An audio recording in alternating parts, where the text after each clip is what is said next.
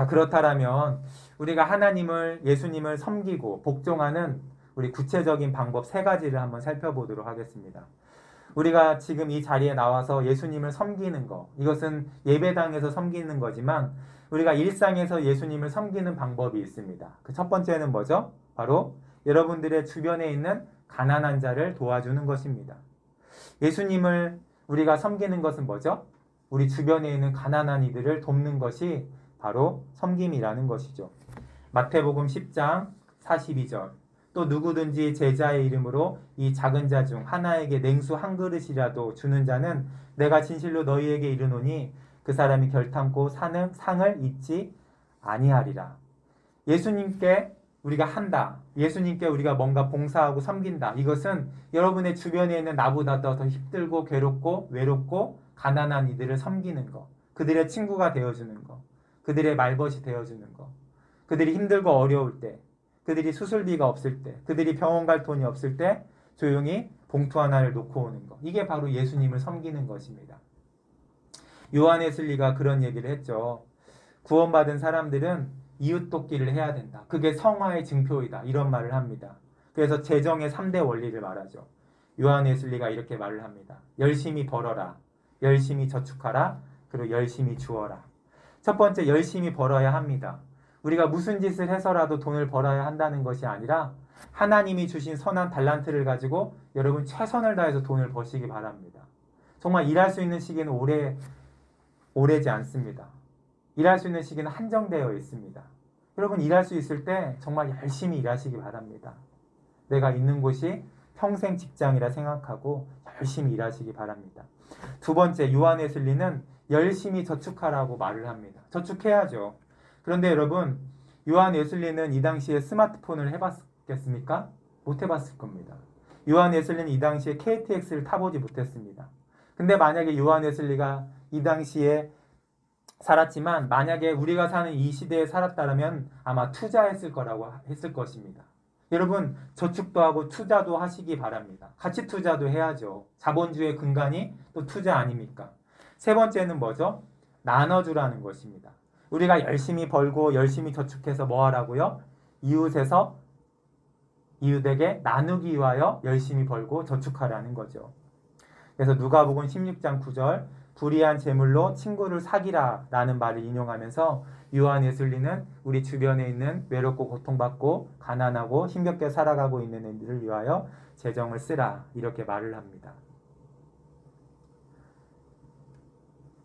이제 우리 교회가 이제 개척된 지 횟수로 10년이 됐잖아요. 2014년 횟수가 벌써 10년이 됐는데 참 감사하게도 이제 이쪽으로 저희가 이제 이전을 해가지고 상평동에서 운중동에 이제 여기 정착한 지 한 8년째 돼가고 있는데 여기 이 6층에서 우리가 있는 동안에 다른 데는 다 바뀌었어요. 다른 회사도 바뀌고 여기 학원도 있었고 무역회사도 있었고 다 바뀌었는데 우리 교회만 이 자리에 계속 있는 것이 참 감사해요. 코로나도 이렇게 다 버티게 해주셨고 제 친구 동기 목사님들도 많이 개척들을 했는데 코로나 기간에 많이 문을 닫고 지금 뭐 택시 운전도 하시는 분도 있고 아니면은 막노동 하시는 분도 있고 그런 분들이 참 많은데 하나님께서 우리 교회가 작지만 강소교회로 이렇게 지켜주셔서 작지만 강한 교회로 이렇게 10년 동안 지켜주시는 애가 참 감사합니다.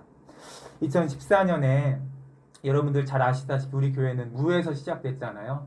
제가 섬기던 교회에서 저는 도를 바꿔서 개척을 했어요. 성도들이 따라올까봐 도를 바꿔서 개척을 했고 아무 지원을 받지 못하고 시작했는데 이제 노회에 가입하니까 이제 아버지 친구 아는 목사님이 노회 사회부장이었거든요. 그래서 저를 이제 불러가지고 밥 한 끼 사주면서 우리 노회 사회부에서 매달 25만 원씩 우리가 지원을 해주겠다 저에게 말씀을 하시더라고요.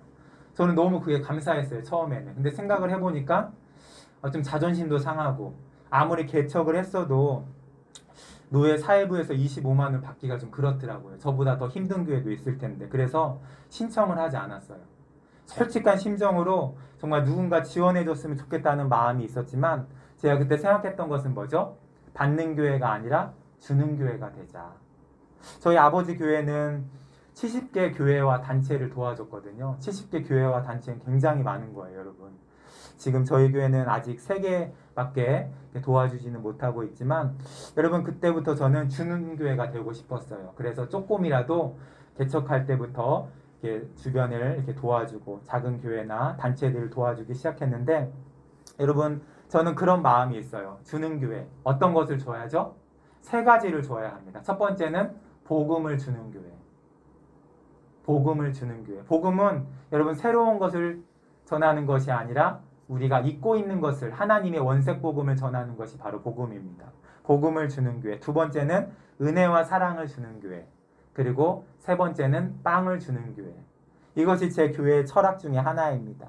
우리 교회는 받는 교회가 아니라 주는 교회가 됐으면 좋겠습니다. 그래서 우리가 저의 이름이 아니라 여러분들의 이름으로 우리 주변에 있는 장애인 시설도 돕고 있고 그런 것들을 하고 있잖아요. 그래서 주는 교회가 되기 위하여 우리가 더 열심히 벌어서 저축해서 나눠야 한다는 것이죠. 복음을 나누고 은혜를 나누고 사랑을 나누고 빵을 나누고. 전도서 11장 3절 구름에 비가 가득하면 땅에 쏟아지며 나무가 나무로나 북으로나 쓰러지면 그 쓰러진 곳에 그냥 있으리라. 전도서 11장 3절에 보니까 구름에 비가 가득하면 땅에 쏟아지니라고 전도서의 지혜자가 솔로몬이 말을 하죠. 이게 무슨 말이죠?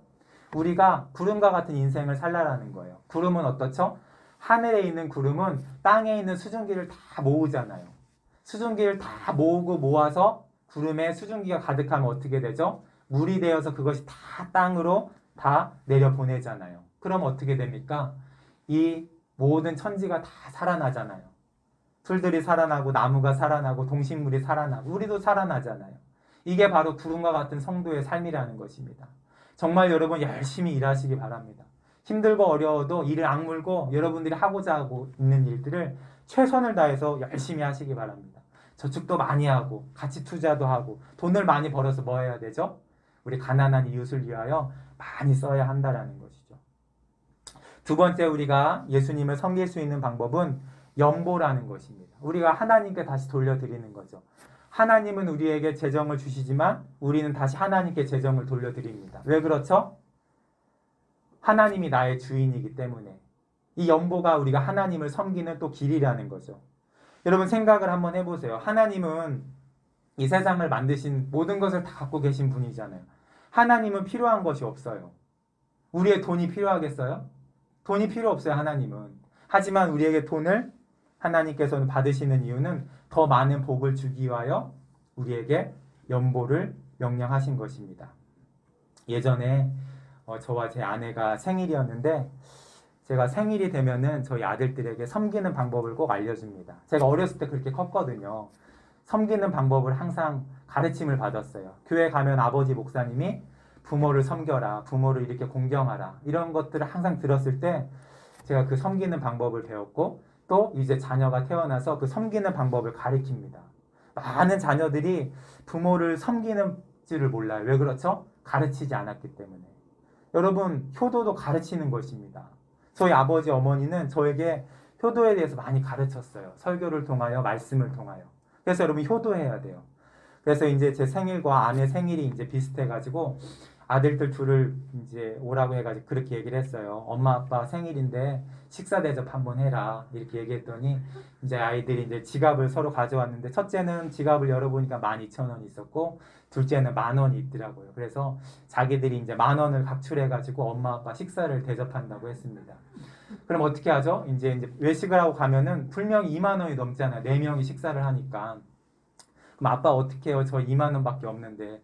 나머지는 아빠가 낼 테니까 너희들은 10,000원씩 내서 엄마 아빠를 대접해라. 그게 나중에 다 너희 복을 받는다.